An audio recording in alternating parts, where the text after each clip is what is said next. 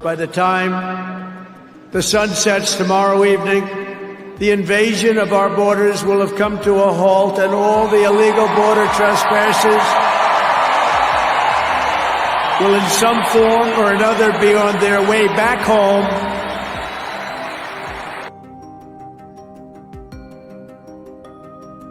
America ने अवैध भारतीय प्रवासियों की डिपोर्टेशन प्रक्रिया तेज कर दी है।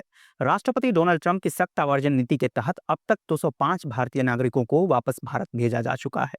एक C-17 सैन्य विमान में ये सभी भारतीय टेक्सास से रवाना हुए। खबरों के अनुसार भारत सरकार ने इनकी पहचान और वेरिफिकेशन की प्रक्रिया पूरी कर ली थी।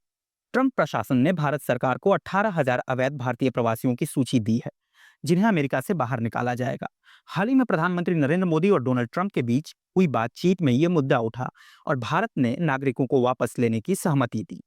ट्रंप प्रशासन का आखिर मकसद क्या है इसके पीछे? ट्रंप प्रशासन का कहना है कि अमेरिका में अवैध रूप से रहने वाले प्रवासियों को सख्ती से बाहर निकाला जाएगा। उन्होंने पहले कार्यकाल में 2017 से 2021 में 1.5 मिलियन यानी 15 लाख अवैध प्रवासियों को डिपोर्ट किया था। अब दूसरे कार्यकाल में 4 मिलियन यानी 40 लाख अवैध प्रवासियों को निकालने का लक्ष्य रखा गया है। अमेरिका में कितने अवैध भारतीय प्रवासी हैं? वर्तमान में 7,25,000 भारतीय बिना वैध दस्तावेजों के अमेरिका में रह रहे हैं। इनमें से कुछ लोग मेक्सिको बॉर्डर पार करके तो कुछ कनाडा से अमेरिका पहुंचे हैं।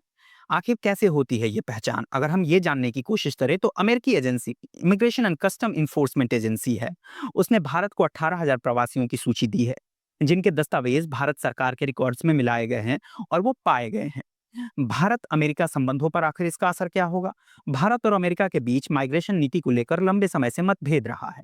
भारतीय समुदाय ने अमेरिका में अर्थव्यवस्था, विज्ञान और टेक्नोलॉजी के क्षेत्र में बड़ा योगदान दिया है, लेकिन ट्रंप की सख्त इमिग्रेशन नीति के कारण H-1B वीजा और स्थायी निवास पाना मुश्किल हो गया है। हालांकि व्यापार, सुरक्षा और कूटनीतिक रिश्ते मजबूत बने हुए हैं। भारत चाहता है कि ट्रंप प्रशासन के साथ संबंध व्यापार युद्ध में तब्दील ना हो, इसलिए अवैध प्रवासियों को वापस लेने का फैसला किया गया है। अब अमेरिका में नागरिकता लेना क्या मुश्किल हो जाएगा? पहले अमेरिका में जन्म लेने का मतलब था ऑटोमेटिकली सिटीजनशिप, जस सोली के तहत, लेकिन ट्रंप ने एग्जीक्यूटिव ऑर्डर से इसे बंद कर दिया। अब बदला क्या है? अगर माता पिता के पास ग्रीन कार्ड है तो बच्चा अमेरिकी नागरिक बन सकता है। अगर एक माता पिता के पास ग्रीन कार्ड है और दूसरे के पास H-1B वीजा है तो बच्चा नागरिक बन सकता है।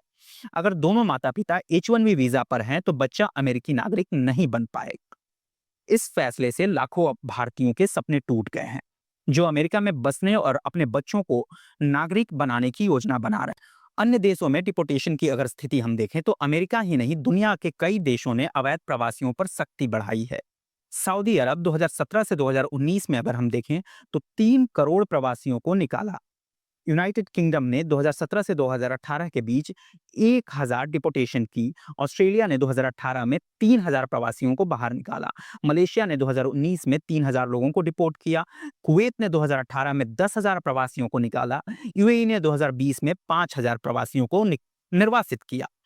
अब अगर इस मामले में हम देखें कि आगे क्या हो सकता है, तो ट्रंप प्रशासन डिपोर्टेशन प्रक्रिया को और तेज कर सकती है। आईसीई ने पहले ही 8,276 लोगों को गिरफ्तार किया है। हालांकि कुछ प्रवासियों को निगरानी में रखने के लिए डिटेंशन के विकल्प दिए गए हैं, जिसमें जीपीएस ट्रैकिंग या फोन कॉल से निगरानी रखी जाती है। क्या भारत का फैसला सही है? भारत ने अमेरिका के साथ व्यापारिक संबंध बनाए रखने के लिए यह कदम उठाया है, लेकिन सवाल यह है कि क्या भारत को अपने प्रवासियों के लिए और कड़े कदम उठाने चाहिए थे?